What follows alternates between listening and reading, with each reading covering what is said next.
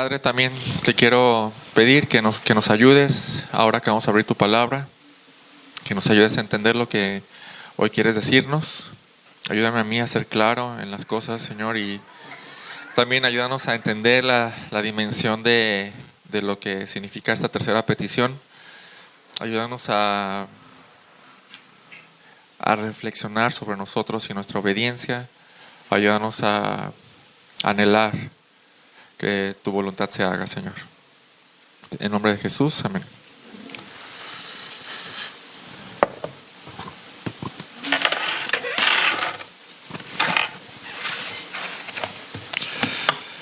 Bueno, entonces continuamos, hermanos, con nuestro estudio sobre el Sermón del Monte, ya más específicamente el Padre Nuestro, ¿no? ¿Quién ha aprendido algo sobre en esta semana sobre el Padre Nuestro? ¿Quién ha aprendido algo? Casi nadie. A ver, otra vez. ¿Quién ha aprendido algo? ¿Qué han aprendido en estas semanas? O sea, que digan esto no lo sabía. O esto me lo recordaron. O ¿qué han aprendido? Elliot. El significado de lo que orar. Ok. Sí, definitivamente el significado. ¿Qué más? Que esta oración tiene mucho poder. Ok. Yo aprendí que a veces, o sea, antes de saberlo, solo lo repetía, no sabiendo la profundidad y la importancia de lo que estaba. Sí, estamos aprendiendo de la profundidad de lo que realmente significa esta oración, ¿no? Creo que un punto muy importante, hermano, es que no tenemos que recitarla como tal está escrita, sino que vemos que es una guía que nos orienta y nos va llevando a los puntos que Jesús quiere que estemos en contacto con el Padre. Excelente. Sí, es una guía también. Es una guía. Yo ya más específicamente viendo que la parte de que es nuestro Padre y que está en los cielos, eso específicamente fue como... Sí, la verdad es que cada punto para mí ha sido wow. O sea, no había dimensionado, la verdad, no lo había dimensionado. Muy bien. Dice, Padre nuestro que estás en los cielos. La primera petición, ¿cuál es? Que tu nombre sea santificado. Que tu nombre sea santificado. ¿Cuál era el punto? Que en todo tu nombre sea glorificado. Que tú seas glorificado en todo. Después dice que tu reino venga. Y la semana pasada estábamos en eso, ¿no? Y hablábamos de tres cosas. Hablábamos de la expansión del reino aquí en la tierra mientras llega, ¿no? Que habla de evangelismo, habla de compartir a todos y que todos entren en su reino. La segunda cosa de la que habla es que tú llegues a gobernar sobre mi corazón, sobre mis deseos, mi voluntad y sobre la voluntad de todos aquí en la tierra. Y la tercera hablaba obviamente del regreso de Cristo, ¿no? Y su reino ya establecido. Y la tercera petición, ¿cuál es? Hágase tu voluntad, así en la tierra como en el cielo. Ahora, ¿saben que no oramos así, verdad? Piensa en tus oraciones cotidianas. Piensa en cómo oras, ¿no? Si somos sinceros, no empezamos con este tipo de cosas, ¿no? No empezamos pidiendo porque la gloria de Dios sea manifiesta y se vea por todos lados y que la gente caiga entre en su reino. No oramos así, la verdad. No sé si te pasa lo mismo que a mí, pero después a lo mejor si damos gracias, confesamos algún pecado, pero en cuanto a peticiones, ¿con qué entramos? Con las peticiones. Con mis peticiones, lo que yo necesito, ¿no? Esa es una realidad. Bueno, lo que Jesús está enseñando aquí y que debemos aprender, que por eso lo está enseñando, ¿no? Que debemos aprender es el orden de las cosas, el orden de quién está primero y después quién, ¿no? En esta semana esta Ani a veces pues es desobediente, ¿no? Pero no solo eso, sino quiere que hagamos a fuerza lo que ella quiere, ¿no? Entonces se me ocurrió una forma como de pararle su tren. Entonces le dije, a ver, Ani, ¿quién tiene que obedecer a quién? ¿No? Entonces se quedó. Sí lo entendió, sí lo entendió. ¿Tu mamá y yo te tenemos que obedecer a ti? No. O tú tienes que obedecernos a nosotros. Y se quedó callada, sabiendo eso, ¿verdad? Es lo mismo aquí. Hay prioridades. ¿Quién está primero y quién después? ¿Quién está primero? Dios. Y todo lo de Dios. Y todo lo que Dios quiere.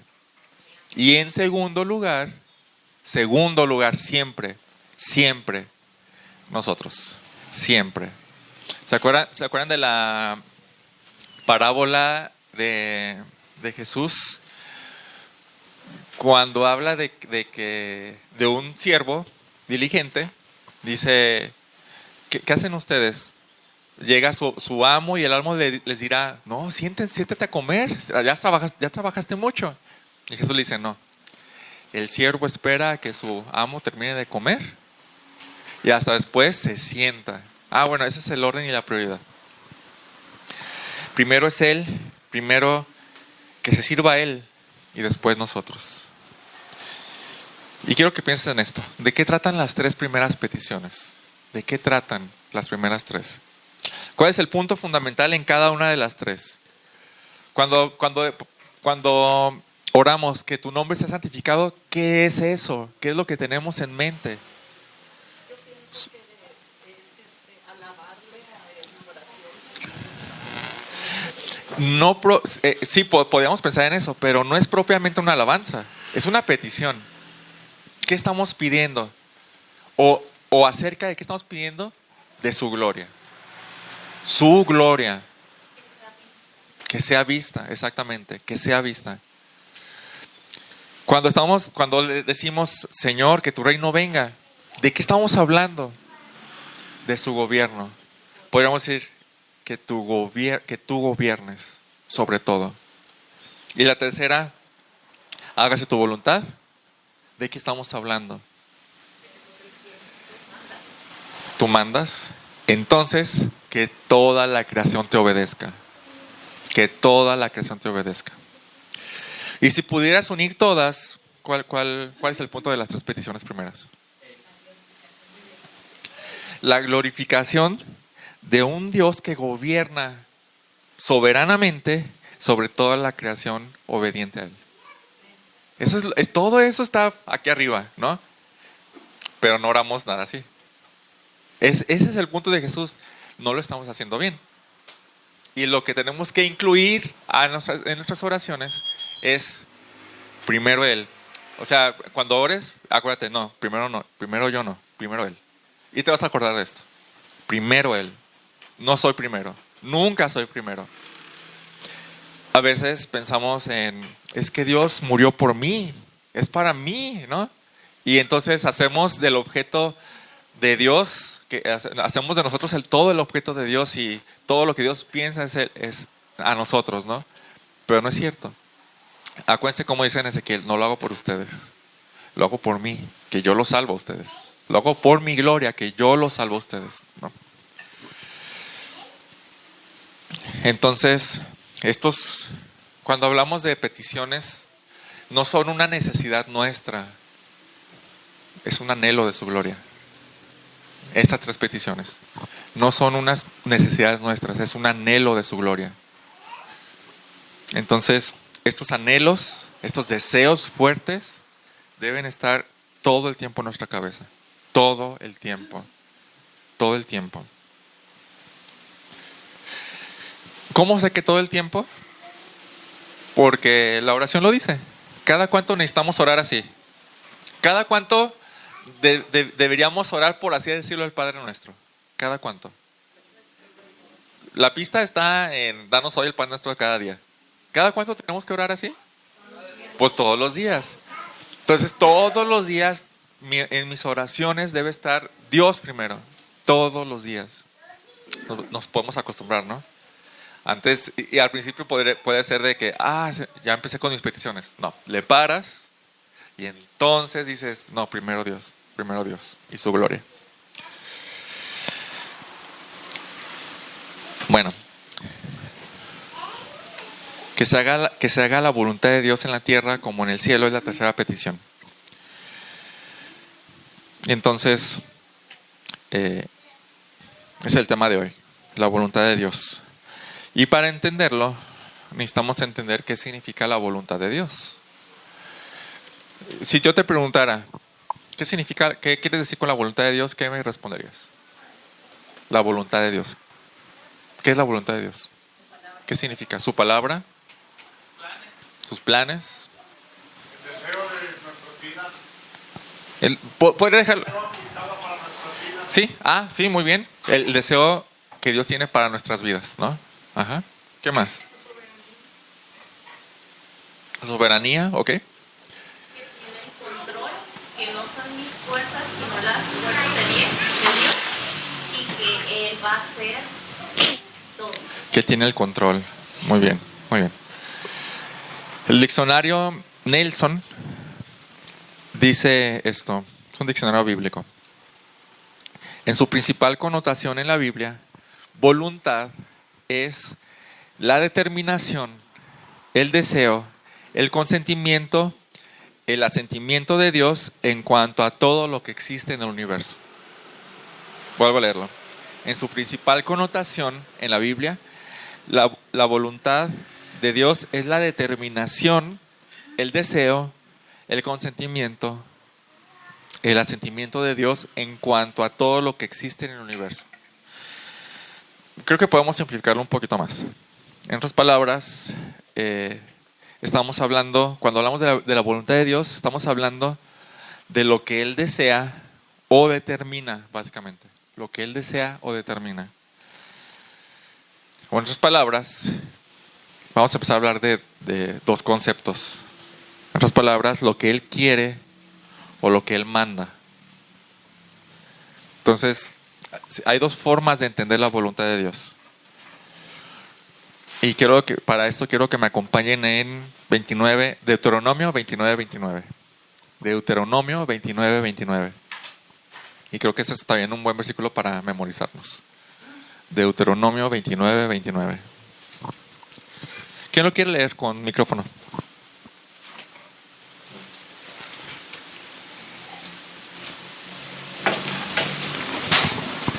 Deuteronomio 29:29. Las cosas secretas pertenecen al Señor nuestro Dios, pero las cosas reveladas nos pertenecen a nosotros y a nuestros hijos para siempre, a fin de que guardemos todas las palabras de esta ley. Muy bien. Se entendió un poquito, pero quiero leer otra versión que creo que es más explícito todavía. La NTV dice: el Señor nuestro Dios tiene secretos que nadie conoce. No se nos pedirá cuenta de ellos. Sin embargo, nosotros y nuestros hijos somos responsables por siempre de todo lo que se nos ha revelado, a fin de que obedezcamos todas las condiciones de estas instrucciones. Wow. Está separando dos cosas, ¿sí? Son dos distinciones de la voluntad de Dios. En palabras de aquí, la oculta o la secreta y la revelada. Dios tiene entonces, se puede, esa es una distinción en nuestra mente, ¿no? Se puede distinguir así, la secreta o la oculta y la revelada. Ahora, a la voluntad oculta se le conoce también como voluntad decretiva o de decreto, o también voluntad soberana, o también voluntad absoluta, ¿no? Y cuando pensamos en ese tipo de voluntad, pensamos o debemos pensar en que todo lo que Dios quiere, eso hace, y no hay nadie que se oponga a Él. No hay nadie que se pueda oponer. Él va a hacer lo que Él quiere. Él va a hacer lo que Él quiere sin estorbos. Acompáñame a Isaías, por favor. Tengo dos pasajes. Isaías 46, 9 y 10. Igual, ¿quién quiere leerlo, por favor? Isaías 46, 9 y 10, con micrófono, por favor.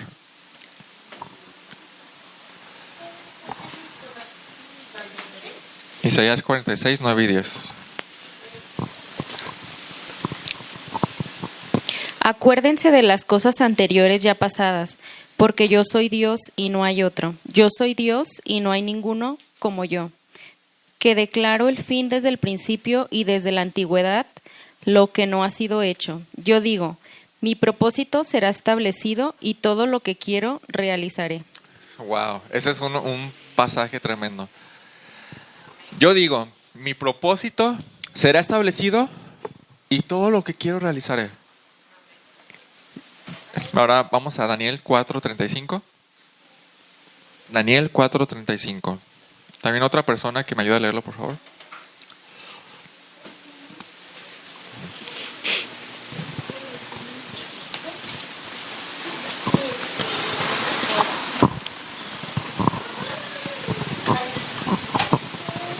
Bueno, todos los habitantes de la tierra son considerados como nada, mas Él actúa conforme a su voluntad en el ejército del cielo y entre los habitantes de la tierra. Nadie puede detener su mano ni decirle, ¿qué has hecho? Wow, eso está buenísimo. Fíjense cómo dice, nadie puede detener su mano ni decirle, ¿qué has hecho? Nadie puede detener su mano. Y mira cómo lo dice el último aquí también. ¿En dónde hace su voluntad? Dice, en el ejército del cielo. ¿Quién es el ejército del cielo?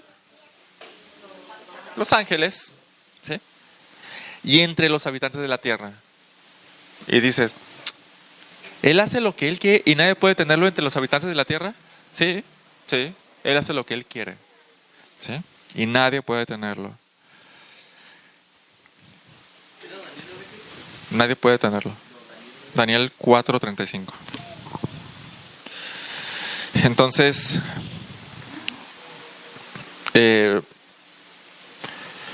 simplemente cuando pensamos en este tipo de voluntad, pensamos, nadie lo va a detener. O sea, realmente lo que Él quiere lo va a hacer, ¿no? Y creo que está bien, ¿no? Porque, pues, ¿quién puede contra el Dios Todopoderoso? Nadie. Ahora, ¿por qué se llama oculta o secreta? Porque nadie la conoce hasta que sucede. ¿Sí? A veces la gente o nosotros podemos, incluso nosotros como cristianos, podemos preguntarnos, ¿cuál es el propósito de Dios para mí? ¿Qué es lo que Dios quiere que haga? ¿Qué plan tiene Dios para mí? ¿No? Cuando pensamos en eso, estamos pensando en ese tipo de voluntad, la voluntad secreta. ¿Sí? Y te voy a decir algo. Lo que Dios tiene planeado para ti, ya está planeado, ¿no? Sí tiene un plan. Y la única forma de saberlo es esperando a que suceda. ¿Sí? Es la única forma de saberlo. Va a haber muchas doctrinas que van a decir, no, y yo profetizo sobre ti que Dios tiene un plan maravilloso para ti, y te va a decir más o menos, ¿no? No se puede. Oculta, secreta, dice Deuteronomio, yo tengo cosas secretas que nadie conoce, nadie te va a pedir cuentas de eso. Por ejemplo, ¿era voluntad de Dios que yo me casara con Alexis? ¿Cómo lo sé? Porque alguien puede decir, es que no sé si era la voluntad de Dios. Bueno, era la voluntad de Dios porque estoy casado con Alexis, ¿no? Esa era la voluntad de Dios, es lo que Dios quería porque se logró, porque nadie lo puede detener. Nadie puede detener eso.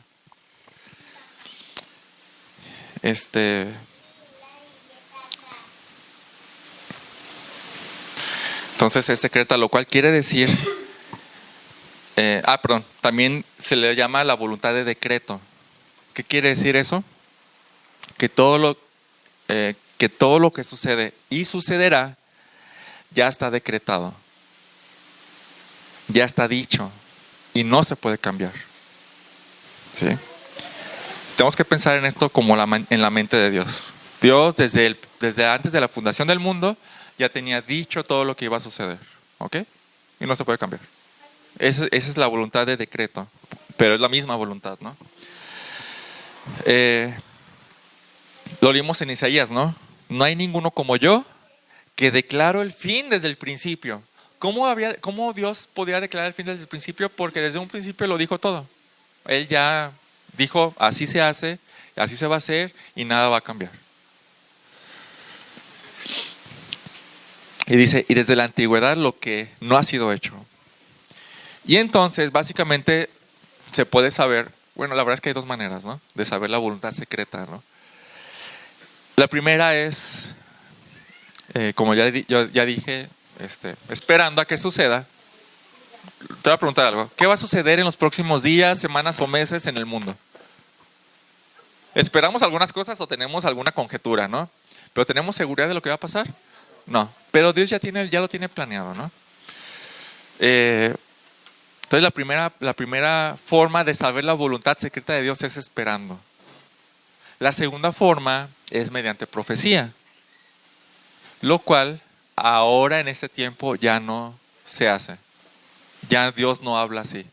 Habló esporádicamente en el Antiguo Testamento, ¿no? Y Dios decía, en tal año, Ciro, una persona que se llama Ciro, los va a dejar libres del cautiverio. ¿Se acuerdan? ¿Quién sabe cuántos cientos de años antes había profetizado eso? ¿Cómo Dios pudo hacer eso? Porque Él ya lo había planeado y Él lo sabía, pero era secreto. Entonces, a menos que fuera revelado por profecía, se podría saber. Si no, no. Por ejemplo, en el libro de Apocalipsis habla de lo que ha de venir, Sí. lo que será, entonces es lo último que necesito saber acerca de la profecía. Sí, exactamente.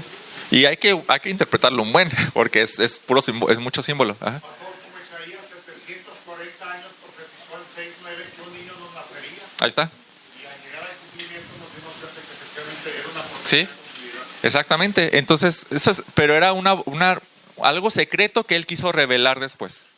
O sea, sí, la única forma esas son las únicas dos formas de saber, y la profecía ya no está activa. Bien. Bien. También está entonces lo que se conoce como la voluntad revelada, o también se le conoce como la voluntad preceptiva de preceptos, o la voluntad de mandato, de mandamientos.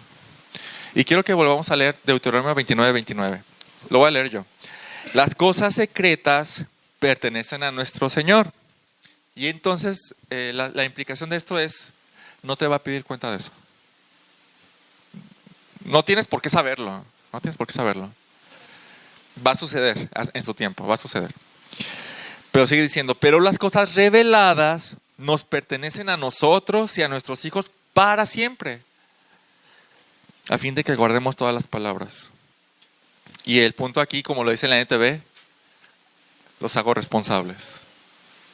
Porque ya tienes eso. Eso sí lo tienes. Eso sí te lo quise dar a entender. O sí te lo revelé.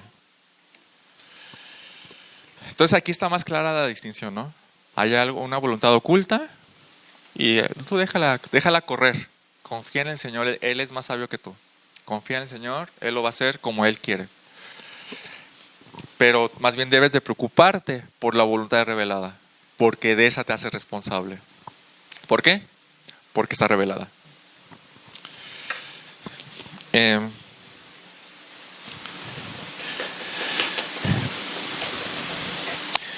¿Hacia dónde va la voluntad revelada? Como ya lo vimos, se llama voluntad revelada, y en Deuteronomio 29:29 dice algo acerca de la responsabilidad. ¿Y eso qué tiene que ver? ¿O qué implica? Pues que se nos manda algo, son cosas de mandamiento. Por eso se llama preceptiva, de preceptos. Hay preceptos que debemos alinearnos y hay preceptos que debemos obedecer, ¿no? O también se le llama de mandato, o sea que pues hay mandamientos, ¿no?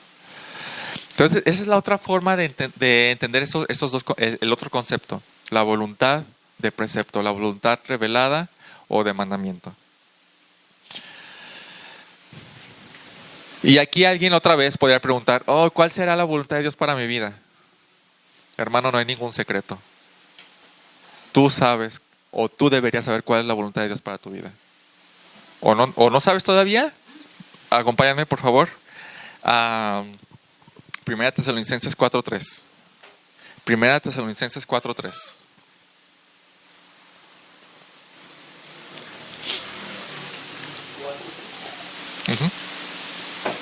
Dice, porque esta es la voluntad de Dios. Y dices, entonces sí está ahí. ¿Qué? Su santificación. Es decir, que se abstengan de inmoralidad sexual.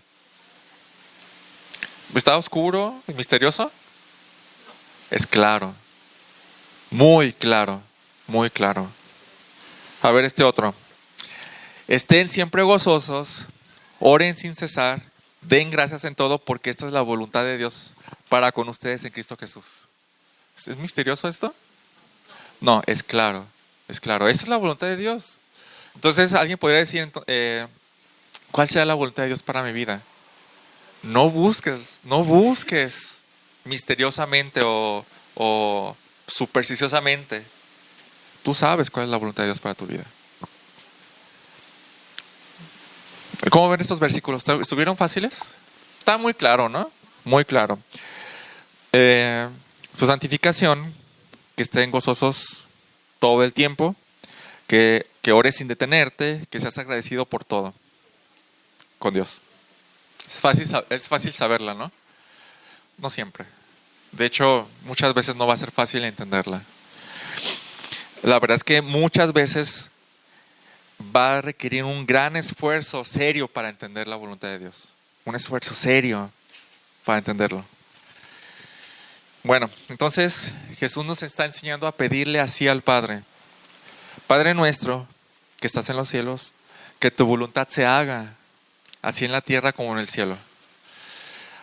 Cuando estamos pidiendo eso, ¿a qué voluntad nos estamos refiriendo? ¿A la oculta o a la revelada? ¿A la oculta? ¿A las dos? ¿A las dos? ¿A la revelada? ¿A nadie dijo revelada? Bueno. A la revelada también. Bueno. ¿Por qué pediríamos que su voluntad se haga? ¿Por qué pediríamos que su voluntad oculta se haga si estamos seguros que se va a hacer?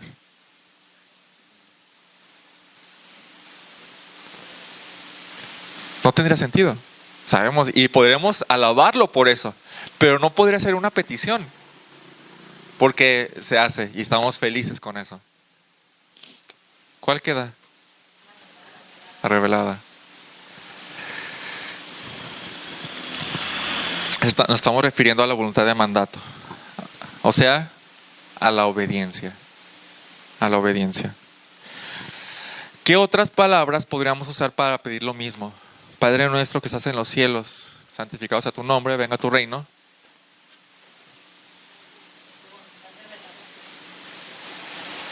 Más simple todavía.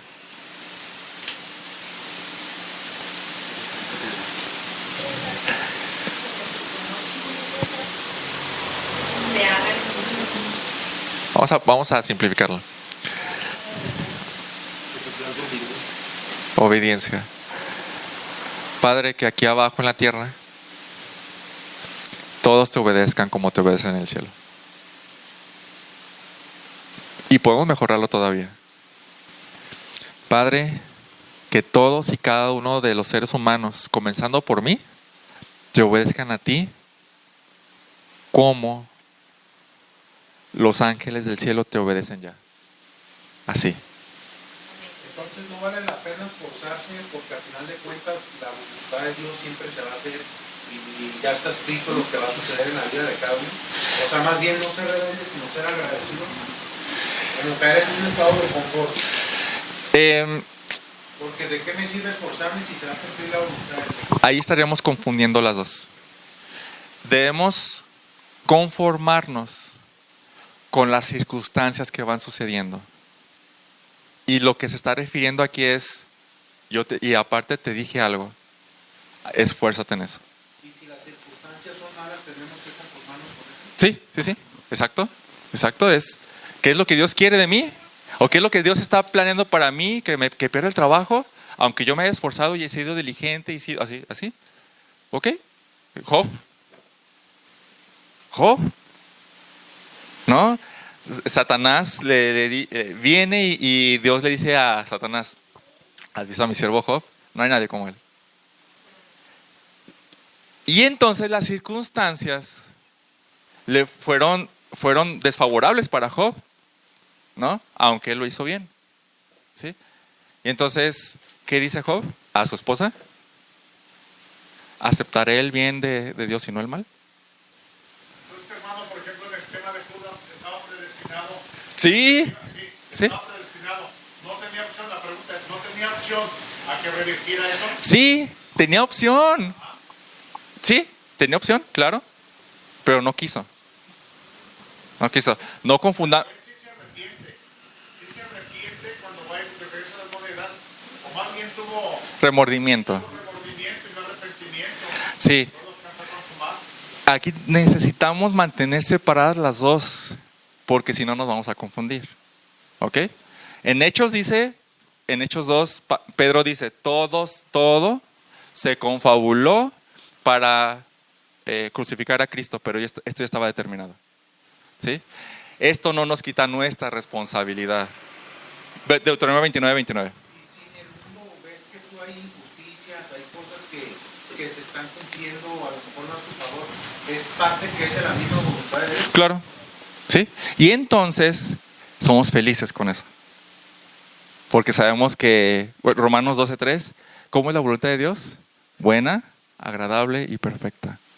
Gracias, Señor, por todo lo que está pasando. Porque así lo quisiste tú. Pero también es importante ver que las consecuencias que nos están pasando no sean por las cosas. Definitivamente. Por eso no hay que confundir las dos. Porque podríamos decir, ay, Dios quería que yo fuera un pecador empedernido. Exactamente. El apóstol Pablo cuando dice que los que aman a Cristo Jesús, todas las cosas suceden para bien. Exacto. Y Dios no te va a impulsar a hacer el mal. Ese es tu pecado. Y tú eres el responsable de eso. ¿Sí? Entonces no hay que confundir las dos. Y ni a imponer carnes que no podamos llevar. ¿A qué se refiere? Con relación a las situaciones que podamos tener, podamos decir, es que el diablo me la impuso y por eso pequé. Ah, no, sí, no. Ahí le estaríamos echando la responsabilidad a Dios, ¿no? Lo cual es mi responsabilidad porque Dios dejó su voluntad revelada. ¿Sí? Por eso no hay que confundir esas dos. Pero al final de cuentas todos pecamos. Esa es otra cosa y ahorita vamos a entrar a eso. ¿Sale? Bien, entonces, esta es la oración. Esto es lo que estamos pidiendo. Padre, que todos y cada uno de los seres humanos, comenzando por mí, te obedezcan a ti. Así como todos en los ángeles del cielo ya te obedecen.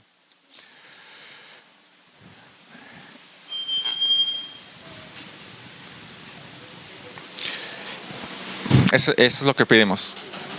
Que todos lo podamos obedecer como los ángeles lo hacen. Entonces creo que sería bueno empezar por ahí.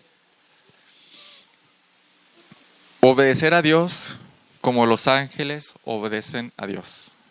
Entonces ya tenemos un punto de comparación. ¿Ok? Ya tenemos un punto de comparación. Y esto es bueno. ¿Por qué es bueno tener un punto de comparación?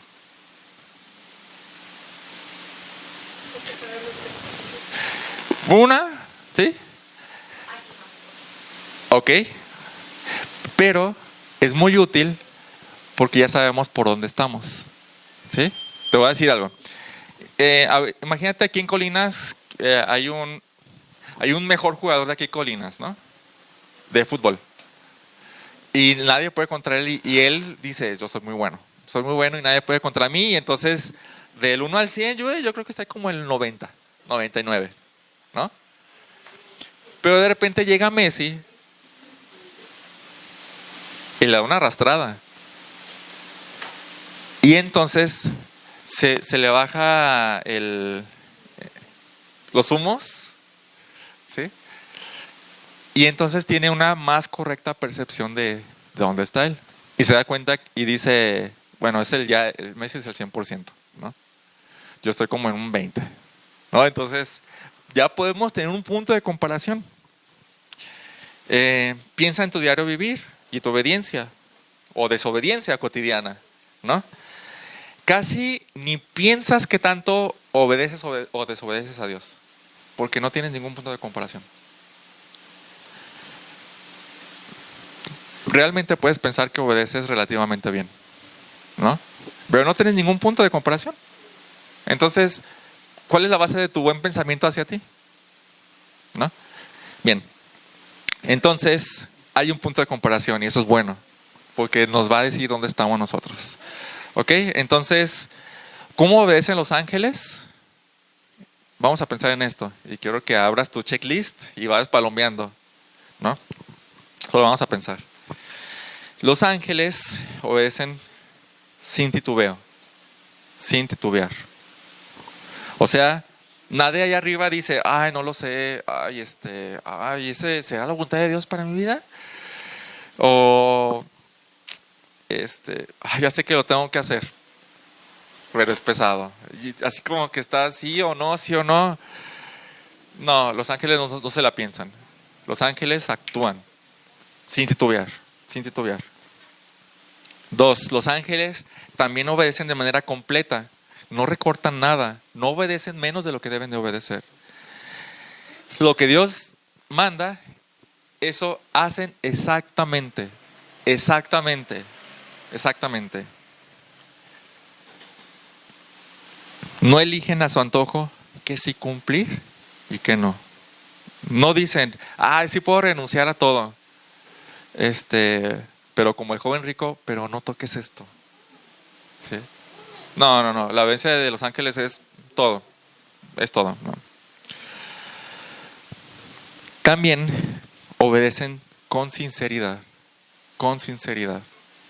O sea, no obedecen porque les vaya bien al obedecer. O porque les vaya a ir mal si no obedecen. No obedecen por eso. Eso es un poquito hipócrita, ¿no? No por conveniencia, eso es hipócrita, ¿no? ¿Cuál es la razón sincera para obedecer? Porque Dios lo manda, por respeto a Él y por su gloria, para su gloria.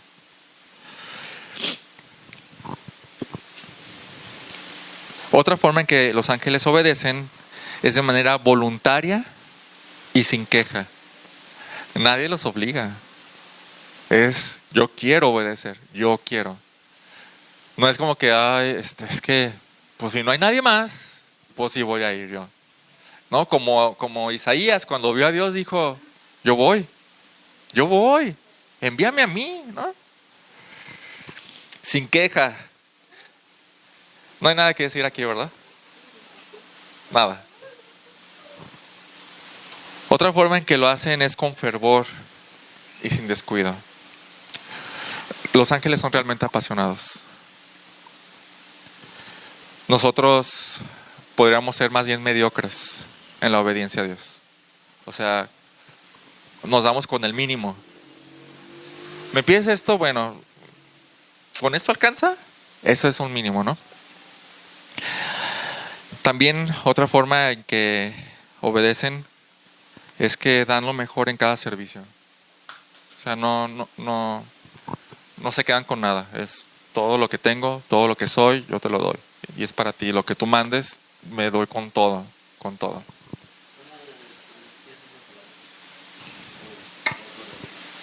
Pues dan lo mejor en cada punto de obediencia. Siempre dan lo mejor. Cada que Dios ordena algo, siempre dan lo mejor. Siempre ponen todo su empeño en hacerlo. Y por último, siempre obedecen de manera pronta. O sea, no se tardan en reaccionar. ¿Sí? Nosotros nos tardamos en reaccionar.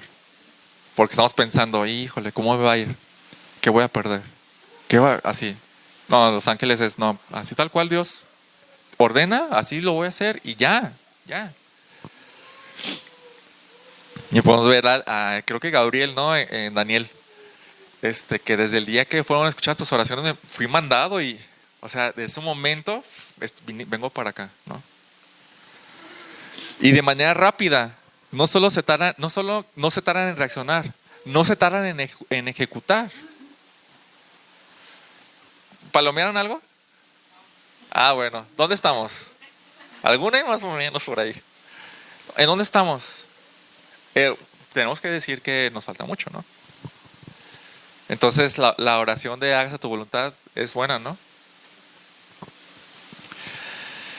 Entonces, cuando pedimos de manera diaria, Señor, que tu voluntad se haga en la tierra como en el cielo, ¿qué estamos pidiendo con todo esto que hemos visto? ¿Qué estamos pidiendo?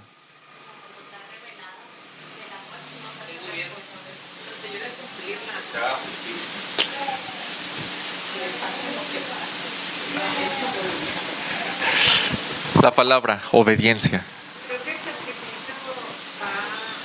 Ahorita vamos a entrar a todo lo que implica. Pero de lo que está hablando es, Padre, que todos te obedezcamos así.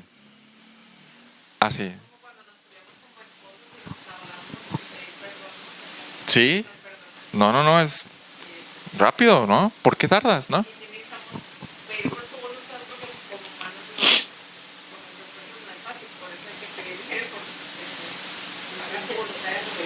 Sí, sí. Sí. Y sin embargo, Dios dice no.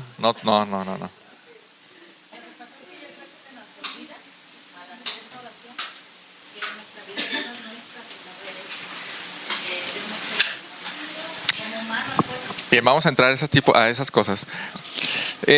Todo esto quiero continuar con algunas reflexiones acerca de esto, ¿no? Básicamente esto es, ¿no? Podríamos dar por terminado el sermón y pues sí, tenemos que obedecer. Bueno, vamos a unas reflexiones para lograr entender mejor, ¿no? Son 6 reflexiones.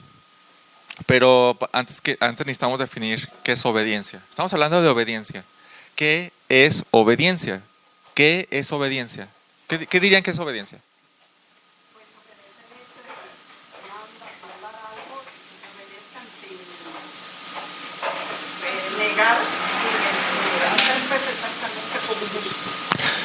Siendo realistas. A ver, nos estamos olvidando del micrófono y a la gente de allá afuera no escucha. Obediencia, sí. Simple y llanamente, hay 2 formas de ver la obediencia. ¿Ok? Hay 2 formas, otra vez. La primera es una muy natural, terrenal, y la verdad es que es muy mediocre. Pero es la que más entendemos así, ¿sí? Y la otra es la completa. Bien, y hay dos tipos de obediencia o 2 conceptos de obediencia porque existe el pecado y el pecado estorba, ¿ok? La primera clase de obediencia es la que conocemos y con la que generalmente estamos contentos. Esta se podría definir tal cual, así como dijeron, el cumplimiento de una orden. El cumplimiento de una orden, ¿no? Y básicamente es como todo el mundo solemos obedecer a nuestras autoridades. Todo el mundo suele obedecer a sus autoridades. Ahora, piensa en cómo un padre, nosotros como padres, nos damos con la obediencia de nuestros hijos. Podemos darnos con la obediencia ya sea de malas, ya sea renegando, ya sea mal hecho, ya sea quejándonos, quejándose los niños o nuestros hijos, tardándose, pero decimos, ay, con que me obedezca. Y luego pensamos que nuestro Padre Celestial es como nosotros. Esa no es la definición de obediencia de Dios. ¿Dios se daría con una obediencia así? Pues podemos mencionarle una obediencia mediocre. Claro que no. No se daría con ese tipo de obediencia. La obediencia o el concepto que Dios tiene de obediencia es sin titubeo, completa, con el objetivo de su gloria, voluntaria y sin queja, con fervor y sin descuido, pronta, rápida y siempre siendo un gran empeño. Siempre.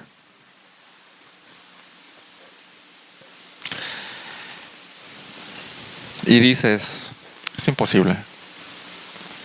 Es imposible. Y claro, hay un gran estorbo. Hay un pequeño gran estorbo. ¿Cuál es? El pecado. Sí, claro, claro. Esta es mi primera reflexión. El pecado corrompió al hombre a tal grado de que nada de esto de la obediencia define al hombre. Nada, nada, nada. Pero así es, así debería ser la obediencia. Es la obediencia que Dios quiere, es la única obediencia que Dios acepta. ¿Ok?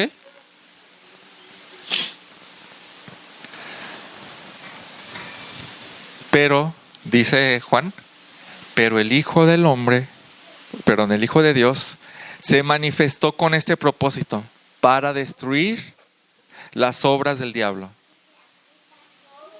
¿Qué quiere decir? Que cuando una persona llega a creer en Cristo y le entrega su vida a Él, comienza a revertir la caída y los efectos de esta caída. ¿A qué me estoy refiriendo? Lo voy a volver a repetir. Cuando Cristo viene, deshace las obras del diablo. ¿Ok? Una obra del diablo fue meter el pecado en la humanidad, ¿no? En el Génesis allá. Entonces, cuando una persona llega a Cristo y le entrega su vida a Él, Cristo comienza a revertir la caída.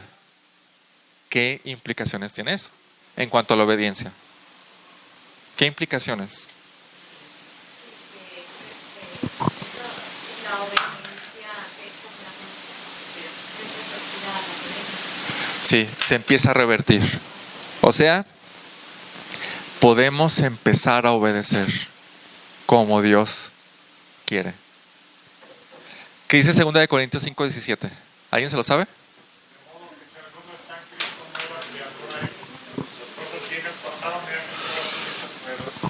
Una nueva vida comienza y una nueva vida con un nuevo corazón, con un nuevo poder para obedecer. Y sí, aún así la obediencia es imperfecta, es una realidad. Pero hasta que Cristo salva a una persona, solo hasta que llegue ese momento, ésta puede comenzar a obedecer de manera agradable. No perfectamente, pero sí como Dios quiere. Solo hasta que una persona llegue a Cristo. Si una persona no es salvada por Cristo, por más que se esfuerce, nunca podrá ajustarse a la obediencia que pide Dios. Nunca, nunca, nunca. Y ustedes lo han visto. Ustedes lo han visto. Y algunos de ustedes lo viven ahorita. Hasta la fecha todavía no pueden amoldarse a lo que Dios quiere. A lo mejor es que no son cristianos. A lo mejor es que Dios todavía no los ha salvado. ¿Sí? Porque cuando Dios nos salva, nos da ese poder reversible, que empezamos ahora sí a hacer la voluntad de Dios como Él quiere.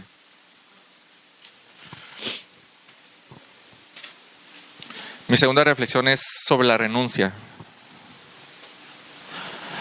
Jesús dice esto: si alguien viene a mí y no aborrece a su padre y su madre, su mujer e hijos, a sus hermanos y hermanas, y aún hasta su propia vida, no puede ser mi discípulo.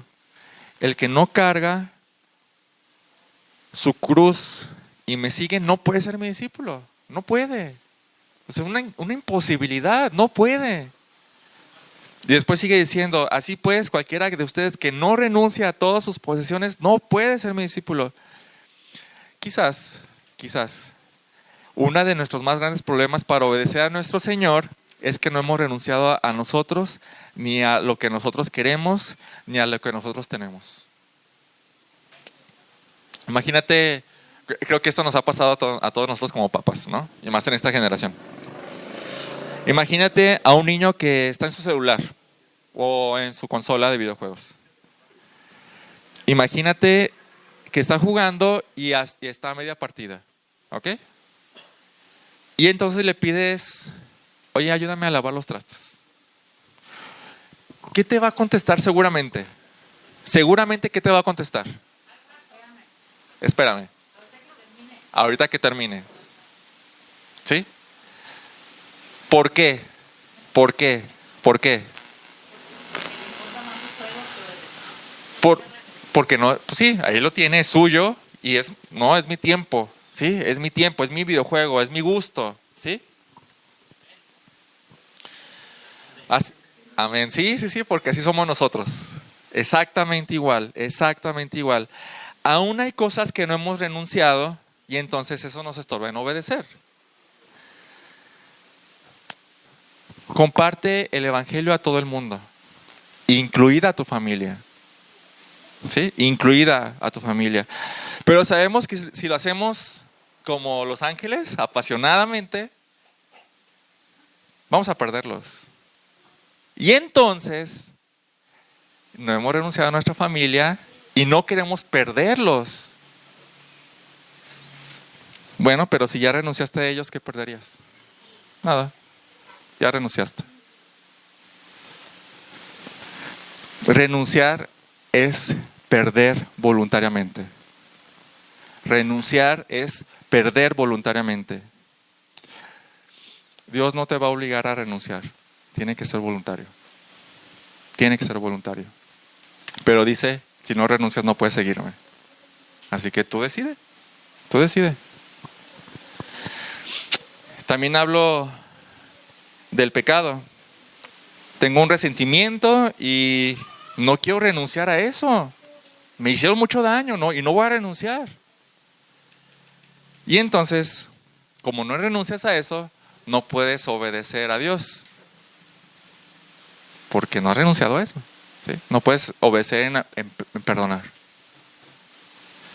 Tengo un pecado sexual y no quiero renunciar a eso.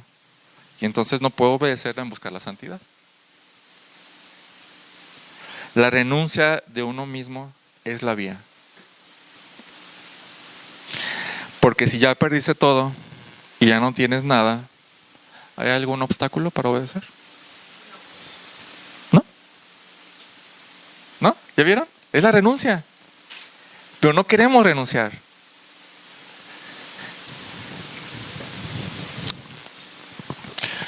Mientras ellos iban por el camino, uno le dijo, te seguiré a donde quiera que vayas. Y Jesús le dice, las zorras tienen madrigueras y las aves del cielo nidos, pero el Hijo del Hombre no tiene dónde recostar la cabeza. ¿Vas a venir? O sea, renuncia a todas tus comodidades. Okay. A otro le dijo, ven tras mí. Pero él contestó, Señor, permíteme primero que vaya a entregar a mi Padre. ¿Qué le respondió Jesús? ¿Se acuerdan? Deja que los muertos entierren a sus muertos. Tú, déjalos, renuncia a ellos. Ven y sígueme, tú ven y sígueme. También otro dijo, te seguiré, Señor, pero primero permíteme despedirme de los de mi casa. Y Jesús le dijo, nadie, escuchen hermanos esto, nadie que después de poner la mano en el arado mira atrás, es apto para el reino de los cielos, para el reino de Dios. O sea, ya dijiste que eres cristiano, ya dijiste que eres mi discípulo, ¿qué estás viendo atrás? Si ya renunciaste a todo, ¿qué estás viendo atrás? Una ilustración de esto podría ser esto. Hay que pensar en nosotros como una casa, ¿bien? Y cuando invitamos a Jesús a entrar en nuestro corazón o a entrar en nuestra vida, pues lo invitamos a la sala, ¿no? Sí, y le preparamos un banquete. Y también puede entrar a la cocina y lo llevamos al jardín y le decimos, es tu casa, ¿sí? Pero hay cuartos que tenemos cerrados con llave y no queremos que entre. Bien, ser cristiano o haber sido salvado o haberle invitado a entrar en tu corazón significa que le cediste los derechos de tu casa con todo lo que es tu casa. Que le das las llaves de toda la casa, que Él se siente como amo y yo me pongo voluntariamente como su sirviente. Ahora Él es el dueño de la casa. Eso es renunciar a mí. Yo ya renuncié a mi casa, ya es tuya. Haz lo que tú quieras, ¿no? Esa es la renuncia. Pero si le dices, no, aquí no entres. O en esto no. ¿Ya renunciaste a eso? No. Entonces la renuncia es el camino. Un pastor dice esto: recuerden que si no están completamente entregados, no pueden estar seguros de tener la voluntad de Dios. Si no están completamente entregados, no pueden estar seguros de tener la voluntad de Dios. Porque requiere que estemos dedicados a la gloria de Dios y entregados a Cristo mismo, totalmente. Mi tercera reflexión tiene que ver con el corazón. Dice un pastor también: la obediencia no es simplemente hacer lo que Dios manda o lo que Dios quiere. La obediencia significa llegar a amar lo que Dios quiere. La motivación del corazón en la obediencia es esencial. Es esencial. Si vienes a la iglesia porque Dios lo manda. ¿Dios manda a venir a la iglesia? Sí, sí lo manda. Sí. Pero si vienes quejándote, si vienes no queriendo venir, si vienes por religiosidad, ¿eso es obediencia? No es.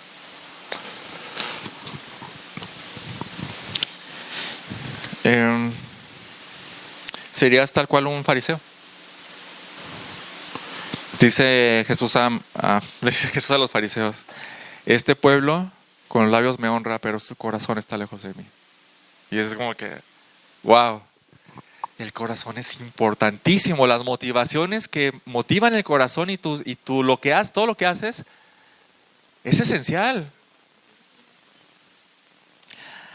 Mi pregunta es para ustedes: ¿anhelas hacer la voluntad de Dios? ¿Lo anhelas? ¿Lo deseas fervientemente? ¿Lo deseas? Y si no, entonces ¿por qué obedeces a Dios? ¿Cuál es tu motivación? Dios no se va a dar con lo externo. Dios quiere tu corazón apasionado. David, aunque era imperfecto, ¿cómo se le conoce? Se le conoce por algo bien específico. ¿Se acuerdan? Se le conoce como un hombre conforme al corazón de Dios. Él era imperfecto, pero él conocía el corazón de Dios y todo lo que hacía lo hacía de corazón para Dios. Es lo que Dios quiere. Y a veces podemos caer en hacer las cosas para no tener consecuencias. Sí. Pero entonces, o sea, vienen pruebas del Señor y decimos, no, pues nunca me de ti, entonces eso no es hacerlo tampoco. Claro. Eso es, estás pensando en ti, no en Él. Estás amándote más a ti que a Él. Exactamente. La cuarta reflexión tiene que ver con el conocimiento de la voluntad de Dios. Y te voy a preguntar algo. ¿Cómo pretendes hacer la voluntad de Dios si ni siquiera la conoces? No puedes. ¿Qué es lo que Dios quiere para tu vida? ¿Conoces? ¿Lo sabes? ¿Estás seguro? ¿Estás convencido? Pero si no lo sabes, ¿cuál es tu guía para hacer la voluntad de Dios? Y te vas a equivocar un montón. Y te vas a equivocar un montón porque no la conoces. Y vas a pensar que sí la estás haciendo, ¿no? Cuando Dios les ordenó cómo hacer incienso a Aarón y a sus hijos hicieron uno que no era. ¿Y qué fue? ¿Qué pasó? ¿Se acuerdan? Salió fuego del altar y los consumió. ¿Por qué? Porque no era lo que Dios había dicho. Debían haber conocido, ¿no? Cuando el rey Saúl se desespera y hace el sacrificio que no le tocaba a él, es que yo lo hice bien. Y cuando dejó al rey Agag vivo, lo primero que dice: yo hice la voluntad del Señor. Y Samuel dice: no lo hiciste. Pensaste que lo hiciste, pero no. Entonces, ¿cómo queremos hacer la voluntad de Dios si ni siquiera la conocemos? El conocimiento tiene un lugar esencial en esto. Y a veces, por ejemplo, creo que es un común entre los cristianos, malamente. Pero a veces pensamos que la voluntad de Dios es pesada, es dura, difícil. Pero ¿qué dice Dios de su propia voluntad? Y de sus propios mandamientos. ¿Qué dice? Tengo 3 pasajes. Ya por falta de tiempo no vamos a buscarlos. Pero se los leo. Eso está en Salmo 19, 7 al 10. La ley del Señor es perfecta, que restaura el alma. El testimonio del Señor es seguro, que hace sabio al sencillo. Los preceptos del Señor son rectos, que alegran el corazón. ¿Quieres estar alegre? Obedece. El mandamiento del Señor es puro, que alumbra los ojos. El temor del Señor es limpio, que permanece para siempre. Los juicios del Señor son verdaderos, todos ellos son justos. Y escucha esto, hermano. Deseables, más que el oro. Y dices, ¿mi Biblia es así? ¿Deseable más que el oro? ¿Sus mandamientos son deseables más que el oro? Lo es, aunque no lo veas, lo es. Sí, más que mucho oro refinado. Más dulces que la miel. Y sí, que la miel que destila de panal. Sí, es más dulce que la miel más pura. Es lo que dice Dios de sus propios mandamientos. Así es. 1 Juan 5:3. Porque este es el amor de Dios, que guardemos sus mandamientos. Y sus mandamientos no son gravosos. ¿Qué significa gravoso? Que no es pesado obedecer. Y después Mateo, tomen mi yugo sobre ustedes y aprendan a mí, que yo soy manso y humilde de corazón, y hallarán descanso para sus almas. Dices, ¿seguir a Cristo? ¿Siguiendo a Cristo tendré descanso? Y dice, mi yugo es fácil y mi carga es ligera, no es pesada. Mateo 11, 29 y 30. Entonces, acerca de la voluntad de Dios, se halla descanso. Es buena, transformadora, te hace feliz, te hace entender, es codiciable, es deliciosa, no es difícil, de hecho es fácil y ligera.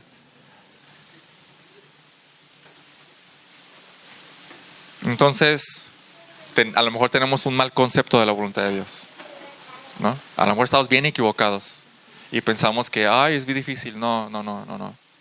Es bueno, es deseable, es rico. Te voy a poner un ejemplo. Imagínate una persona que para nada quiere la voluntad de Dios y es rebelde, ni siquiera es cristiano, es rebelde y se va a las fiestas todos los fines de semana, tiene hijos regados, pero él dice, yo me la paso bien, cada fin de semana me la paso bien. Ahora, piensa en una persona, en un hombre de familia, obedeciendo a Dios, no solo de superficial, obedeciendo a Dios de corazón, donde tiene a su familia bien, donde es dirigiendo su trabajo, todo por Dios. ¿Cuál vida es mejor? Realmente, ¿cuál es mejor? Es obvio. Y el pecado le engaña, es un engaño, pero realmente es mejor. Es vida, es dulce, es rico. Nadie quiere esa vida, nadie la quiere. Y si alguien la quiere, está engañado, no sabe lo que significa esa vida. Entonces, como les decía hace rato, hay mandamientos fáciles de entender, claro, y hay muchos muy claros. Por ejemplo, lo decía hace unas semanas, ¿no? Hay jóvenes cristianos que no sé si hacerme novio de ese incrédulo. Creo que es claro. Creo que eso es claro, ¿no? No hay mucho que buscarle ahí, ¿no? Eso es claro. Hay mandamientos más difíciles de entender. O sea, toda la Biblia está llena de cosas que tenemos que hacer. Y hay veces que no hay mandamientos explícitos, pero cada historia, cada lección está para nosotros, para entender cómo debemos vivir. Y ahí es donde tenemos que aplicar discernimiento. Por ejemplo, cómo la historia de Samuel y Saúl nos ayuda a entender la voluntad de Dios para mí. Hay que aplicar discernimiento, hay que estudiar, hay que sacar el punto, el principio, y ahora sí puedo aplicarlo a mi vida. Dice Romanos 12:2, y no se adapten a este mundo, sino transfórmense mediante la renovación de su mente para que verifiquen cuál es la voluntad de Dios, lo que es bueno, aceptable y perfecto. Sí, entonces, pero habla de un esfuerzo en la renovación de nuestra mente y de no adaptarnos al mundo y de verificar. No es como que, lo que sea que viste ahí, lo vimos el miércoles, ¿no? El miércoles, vengan hermanos, está muy bueno. El miércoles desglosamos todo el pasaje y empezamos a ver cuál es la voluntad de Dios. Que el cristiano sea amable. Que sea amable. Que se cree sabio y entendido dice Santiago. ¿Se cree sabio y entendido? Demuéstrelo siendo sabios en mansedumbre, amables, ¿no? Y tuvimos que estudiar, porque no era muy claro, ¿no? Bueno, un último comentario en este punto del conocimiento. Hermano, no busques la voluntad de Dios de manera pagana. No la busques. ¿A qué me refiero? Dile a tu mamá. Si Dios quiere que me case con esta mujer, que me dé señales, ¿no? Que haga que las hojas del árbol se muevan, ¿no? Eso es pagano, hermanos. Eso es supersticioso. Sí, Señor, si quieres que le vaya a pedir perdón a esta persona, que pase un perro, ¿no? Caemos en cosas así, de verdad. Tú sabes cuál es la voluntad de Dios. Que perdones. Ve. Si Dios quiere que trabaje en este lugar, que se me abran todas las puertas. Hermanos, eso es también pagano. Eso es supersticioso. Dios nos da toda la sabiduría para elegir bien en qué trabajar. No caigamos en esas cosas. Mi quinta reflexión es sobre la oración. Está bien que conozcamos la voluntad de Dios, pero no es suficiente. ¿Por qué no es suficiente? ¿Por qué no es suficiente conocer la voluntad de Dios?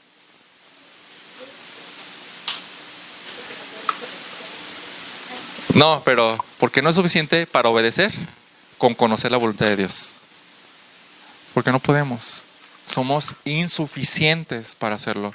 No tenemos la capacidad si no viene de Dios. Si alguien puede obedecer es porque Dios le da ese poder ya. Pero necesitamos estarlo pidiendo. ¿Cada cuánto? Cada día. Decía un hermano, esto muy bueno. Decía, ¿no será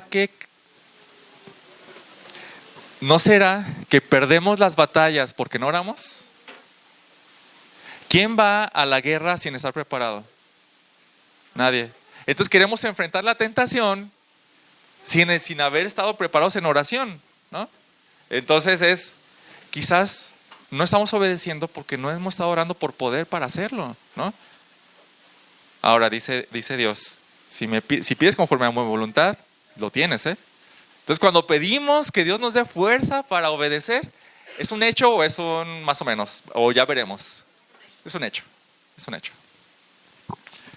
Entonces, quizás es el punto del por qué no obedecemos como debemos obedecer, porque ni siquiera oramos por eso. ¿Quién suele orar? Señor, ayúdame a obedecerte. ¿Quién suele orar así? Algunos de nosotros. Sí, ayúdame a obedecerte. Porque no puedo. ¿No? Entonces, esta me lleva a mi última reflexión, que es sobre el Espíritu que Dios nos dio. ¿Sabes por qué ahora es posible obedecer a Dios? ¿Sabes? Es por el Espíritu que Dios implantó en ti. Ezequiel 36 dice: yo pondré mi espíritu dentro de ustedes y yo haré. Dice, yo lo lograré.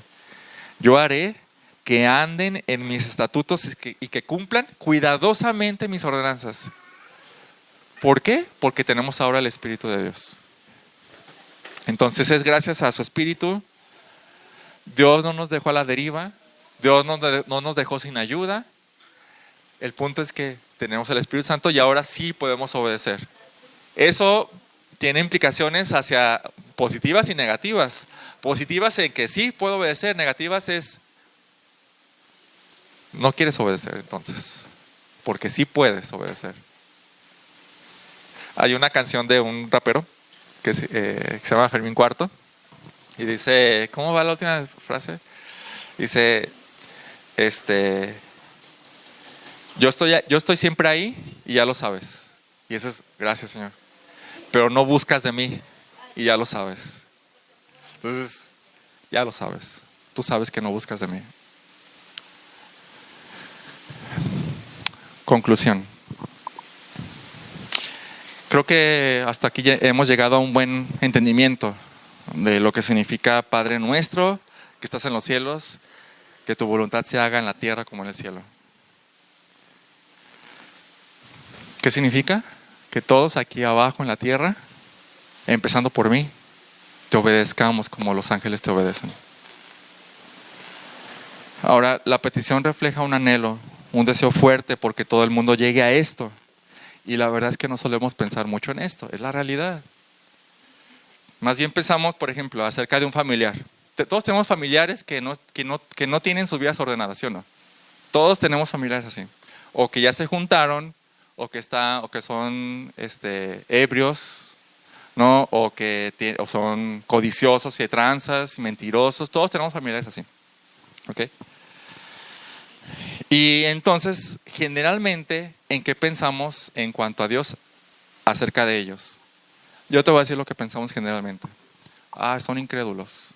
No les puedes pedir eso, obviamente, porque son incrédulos, no van a hacer lo que Dios quiere. Bueno, ese pensamiento va en contra de este anhelo, porque este anhelo, lo que estamos anhelando es que todos, incluida esa familia así, obedezcan a Dios. Es un anhelo, Señor, que mi hermana, mi hermano, mis cuñados, mis suegros, mis papás, por favor, que te obedezcan, como los ángeles te obedecen. ¿Sí? Porque cuando habla de que tu voluntad se haga en la tierra, tu familia, tus familiares también están en esta tierra. Pero empieza por ti, no olvidando a tu alrededor. Y ahora sí, hermano, ahora sí, todos los días, decía el hermano Jorge que es una guía, no hay que repetirlo. Podría ser una guía buena y empezamos a repetirlo. Padre nuestro que estás en los cielos, que tu voluntad se haga, pero ya con conciencia, porque si no se nos va a olvidar. Y hermano, si aún no es un anhelo en ti que su voluntad se haga en todos lados, incluyéndote, orándole, puede llegar a hacerlo. Vamos a orar. Padre, ayúdanos, Señor. Ayúdanos porque creo que ni siquiera tenemos ese anhelo. Ayúdanos a entender y que todo esto caiga en nuestro corazón y transfórmalo, Señor, transfórmalo, porque nos hace falta muchísimo, Señor. Ayúdanos en el nombre de Jesús. Amén.